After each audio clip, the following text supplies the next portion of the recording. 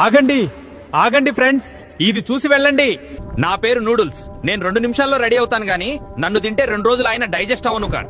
నా వల్ల మీకు gut health problems and high blood pressure కూడా వస్తుంది. నా పేరు సాఫ్ట్ డ్రింక్. రిఫ్రెషింగ్ అంటారు కానీ లోపల షుగర్ పనిచేస్తుంది. Bones of weakness, gut issues, diabetes నా స్టైల్.